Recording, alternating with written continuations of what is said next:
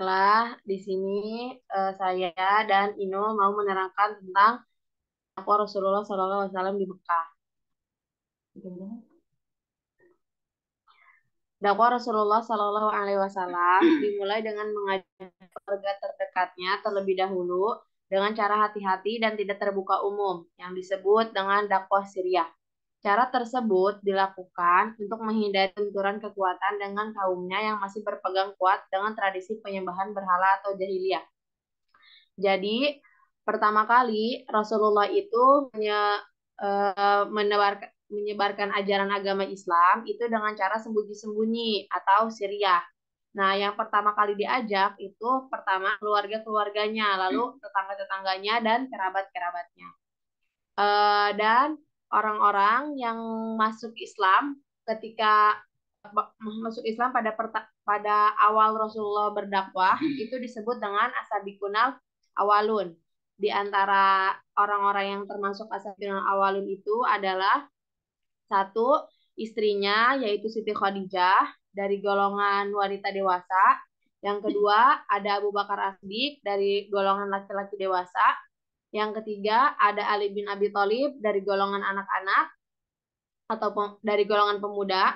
Yang keempat, ada Zaid bin Harithah. Ustaz Afwan. Yang ketiga, ada Ali bin Abi Thalib dari golongan anak-anak. Yang keempat, ada Zaid bin Harithah dari golongan pemuda. Yang kelima, ada Bilal bin Rabah dari golongan budak. Nah, awal mula jadi Rasulullah itu pertama ke keluarganya. Nah, keluarganya ini Siti Khadijah, Abu Bakar, Zaid bin Harithah juga membantu Rasulullah dalam menyebarkan ajaran agama Islam. Dari mulai Abu Bakar membeli budak, banyak membeli budak, terus banyak dan budak-budak yang masuk Islam itu Abu Bakar merdekakan dan Siti Khadijah juga menginfakkan hartanya di jalan Allah. Jadi Ashabikun yang awalun ini banyak membantu Rasulullah dalam menyebarkan ajaran agama Islam. Nah, sehingga kurang lebih ada 130 orang yang waktu itu masuk Islam ketika dakwah Rasulullah ini masih sembunyi-sembunyi. Kemudian setelah itu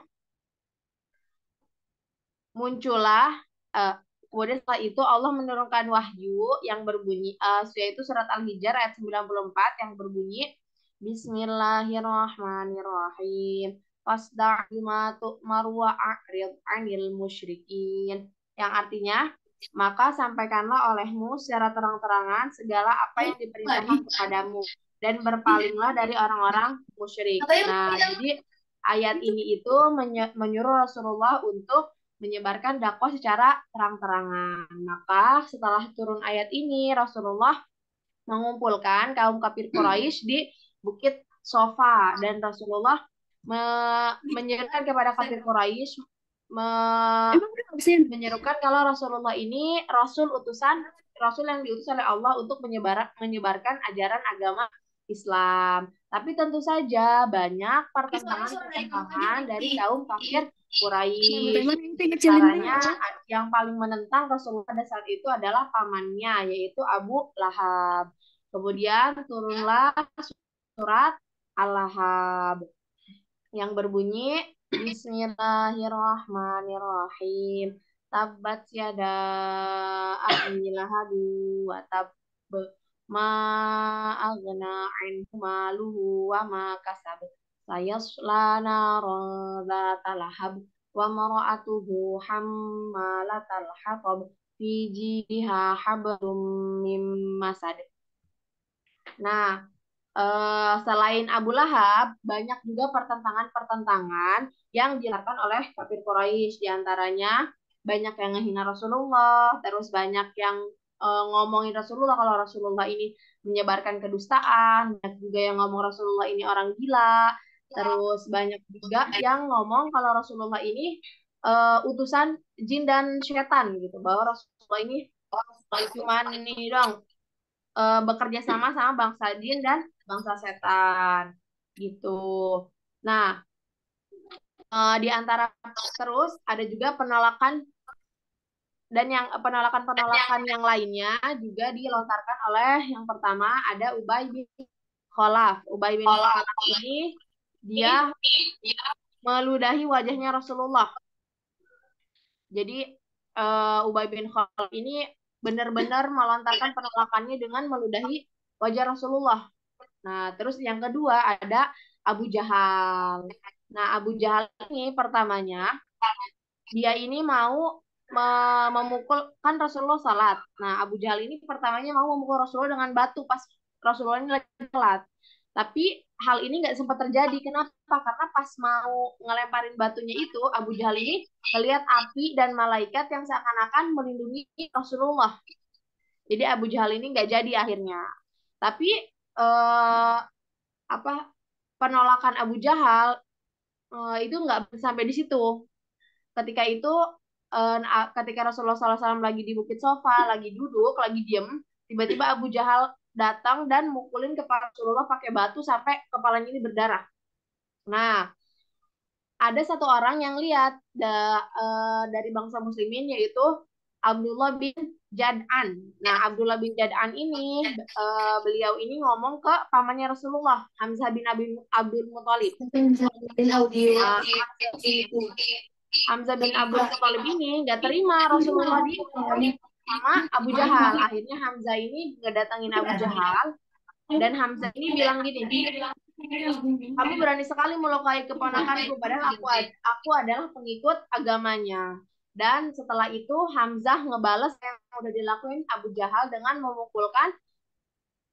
memukulkan busur panahnya ke Abu Jahal sampai semua orang kafir itu kaget. Kagetnya pertama karena ternyata Hamzah sudah masuk Islam. Nah, terus yang ketiga itu ada penolakan Umar bin Khattab. Umar bin Khattab itu pada waktu itu dikenal dengan orang yang keras. Nah, dan ketika Rasulullah membawa ajaran baru, tentu saja Umar bin Khattab itu menolak. Bahkan Umar bin Khattab ini juga banyak menyiksa sahabat-sahabat Rasulullah. Tapi eh, Umar bin dan kemudian tapi Umar bin Khattab ini juga masuk Islam. Nah, ada dua riwayat yang mengisahkan bagaimana Umar bin Khattab masuk Islam.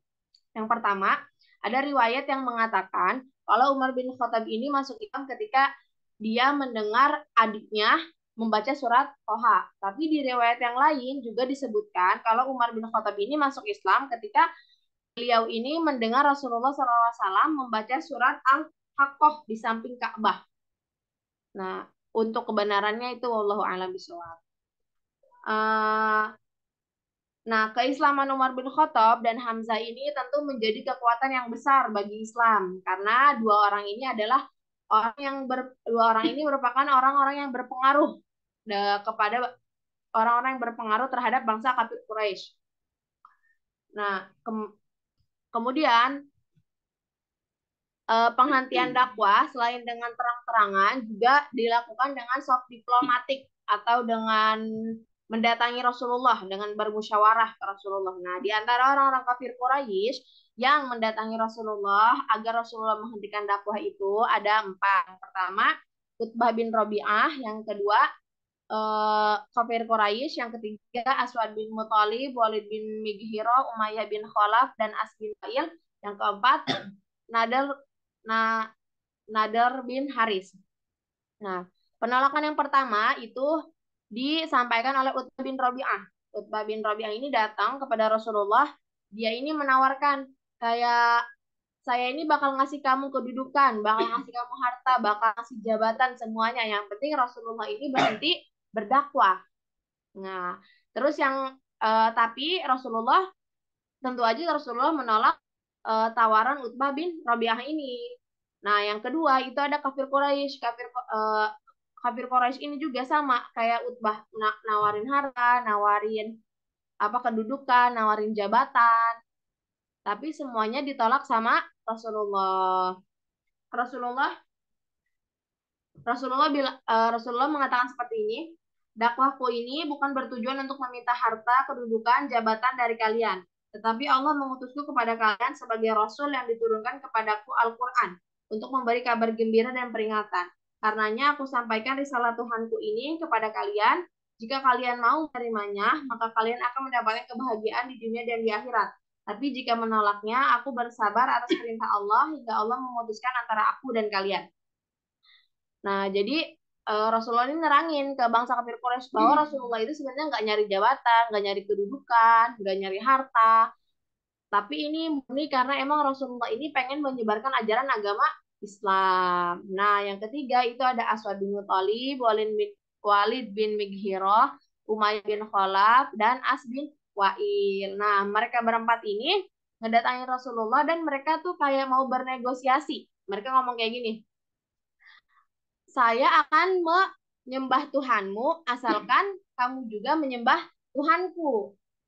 Nah, jadi mereka ini intinya mereka mau mencoba masuk Islam, tapi asalkan Rasulullah ini mau menyembah berhala. Dan ketika itu turunlah surat Al-Kafirun yang berbunyi eh, Bismillahirrahmanirrahim. Qul ya ayyuhal kafirun la a'budu ma ta'budun wala antum 'abiduna ma a'bud wala ana 'abidun ma abattum wala antum 'abiduna ma a'bud lakum dinukum waliyadin. Nah, lakum dinukum waliyadin, untukmu agamamu dan untukku agamaku. Nah, yang keempat itu ada Nadar bin Haris.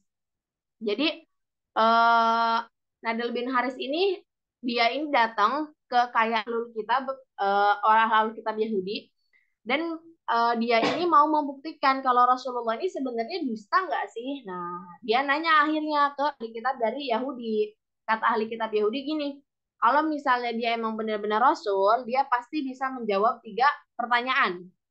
Yang pertama yaitu siapa yang pertama yaitu siapa pemuda yang hilang di masa lalu, tentang para pemuda yang hilang di masa lalu. Nah, yang kedua, kita seseorang yang telah mengelilingi dunia timur dan barat, dan yang ketiga tentang hakikat ruh. Akhirnya si Nabi bin Haris ini dia datang ke Rasulullah nanyain tiga hal tersebut. Dan Rasulullah SAW menjawab bahwa kisah pemuda yang hilang di masa lalu bahwa kisah pemuda yang di masa lalu itu adalah Ashabul Kahfi dan pada waktu itu juga turun surat Al-Kahfi.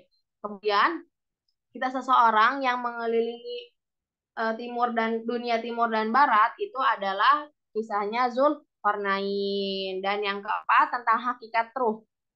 Nah, ketika pertanyaan tentang hakikat ruh ini ditanyakan, turunlah wahyu kepada Rasulullah yang berbunyi ya, surat Al-Isra ayat 85 yang berbunyi Bismillahirrahmanirrahim. Yas'alunaka 'anir ruh wa ruhu min amri rabbi wa ma utitum minal ilmi illa qalila. Nah, dan mereka bertanya kepadamu Muhammad tentang ruh, maka katakanlah yang ruh itu eh, maka katakanlah ruh itu urusan Tuhanmu dan kamu tidak diberi pengetahuan kecuali hanya sedikit. Jadi ruh itu di sini dijelaskan hanya Allah yang tahu. Kita tuh cuman diberi pengetahuan hanya sedikit dari apa itu ruh gitu. Nah, terus eh, nah, kafir Quraisy tidak berhenti sampai di situ. Mereka juga datang ke Abu Thalib, pamannya Nabi, yang paling dekat sama Nabi. Jadi mereka ini meminta Abu Thalib untuk menghentikan dakwah Rasulullah. Nah, akhirnya Rasulullah ngomong ke Abu Thalib gini, ya ami, wallahi lawada'u syamsa fi yamni wal qamara fi yasari ala an atruqa hadzal amra hatta yuzhirahullah wa ahlika fihi ma taraktuhu. Wahai pamanku, andai mereka mampu meletakkan matahari di tangan kananku dan rembulan di tangan kiriku agar aku meninggalkan dakwah ini, maka aku tidak akan pernah berhenti berdakwah hingga Allah menenangkan agama ini atau aku meninggal. Jadi Rasulullah ini udah di banyak cacian, banyak penghinaan, tapi tetap berjuang, tetap menyebarkan ajaran agama Islam. Jadi tidak berhenti hanya karena hinaan dan cacian. Ya. Uh, Oke, sekarang kita lanjutin ke penjelasan kaitannya dengan hijrah ke Habasyah. Jadi, gimana sih latar belakangnya, latar belakang dari hijrahnya kaum muslimin ke Habasyah?